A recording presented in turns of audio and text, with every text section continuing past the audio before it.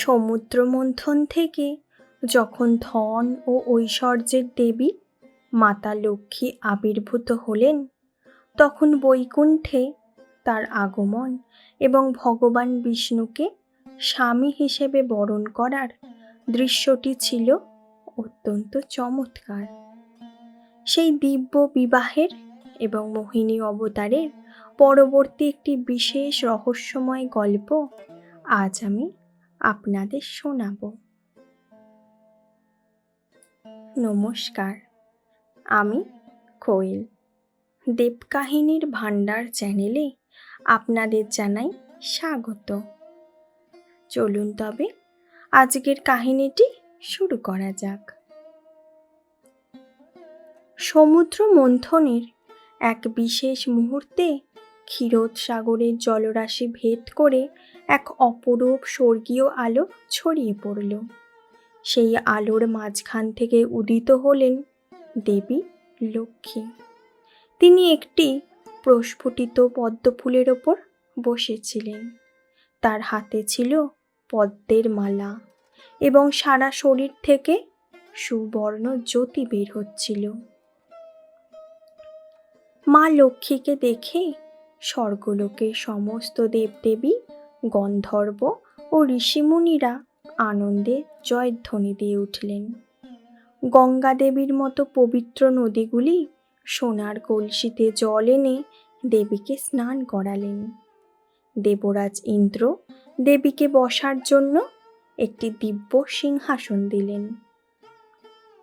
এরপর মা লক্ষ্মীকে বলা হলো তিনি যেন ব্রহ্মাণ্ডের শ্রেষ্ঠ পুরুষকে নিজের স্বামী হিসেবে বেছে নেন।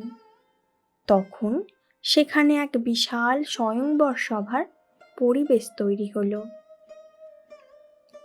দেব, অসুর, গন্ধর্ব, ঋষি সবাই অধীর আগ্রহে অপেক্ষা করতে লাগলেন দেবী কার গলায় মালা দেবেন। মা লক্ষ্মী একে একে সবার দিকে তাকালেন। তিনি দেখলেন দেবরাজ ইন্দ্রের মনে অহংকার ও ক্ষমতার লোভ রয়েছে। অগ্নিদেব অত্যন্ত উগ্র এবং ক্রোধে পূর্ণ। পরম জ্ঞানী ঋষিরা তপস্বী হলেও অনেকে রাগী এবং তারা জাগতিক সংসার থেকে দূরে থাকেন। ভগবান শিব পরম পবিত্র ও নির্লোভ হলেও তিনি শ্মশানে থাকেন এবং বৈরাগ্য পছন্দ করেন। পরিশেষে দেবী লক্ষ্মী দেখলেন ভগবান বিষ্ণুকে। তিনি সর্বগুণ সম্পন্ন, শান্ত, গম্ভীর, সমস্ত ব্রহ্মাণ্ডের পালনকর্তা এবং তার হৃদয়ে সকলের জন্য সমান ভালোবাসা রয়েছে। বিষ্ণুর এই পরম রূপ দেখে মা লক্ষ্মী তার চরণে প্রণাম করলেন এবং পরম শ্রদ্ধায় তার গলায় বরণমালা পরিয়ে দিলেন।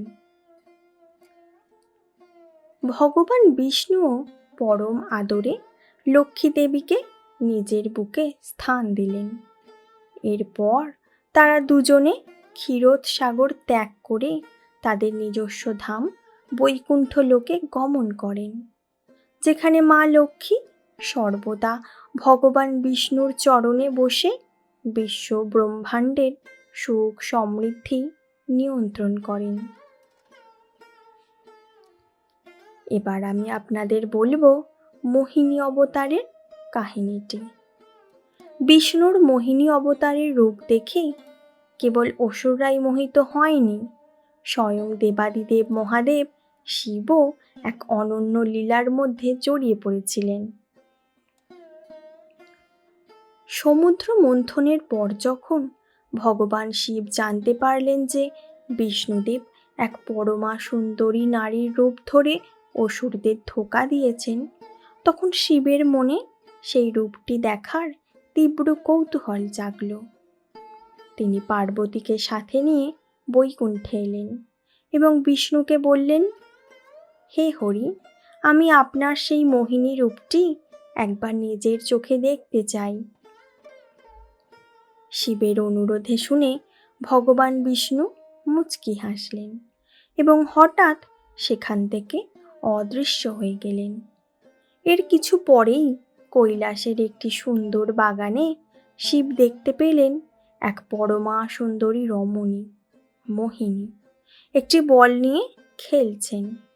তার রূপ ও লাবণ্য এতটাই অলৌকিক যে তা সমগ্র ব্রহ্মাণ্ডের সৌন্দর্যকে হার মানায়।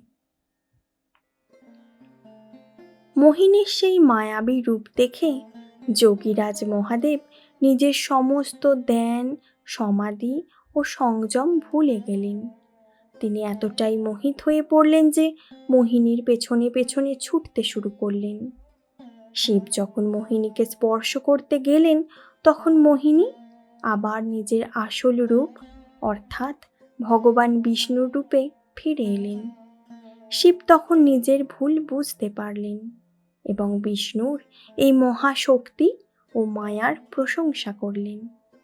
আধ্যাত্মিক শাস্ত্র মতে শিব মানে হর এবং বিষ্ণু মানে হরি। এই মিলনের পরম শক্তি থেকেই পরবর্তীতে দক্ষিণ ভারতের বিখ্যাত দেবতা আয়াপ্পা বা হরিহর পুত্রের জন্ম হয়েছিল। আজকের কাহিনীটি আপনাদের কেমন লাগলো তা কমেন্ট করে জানাতে ভুলবেন না। ধন্যবাদ।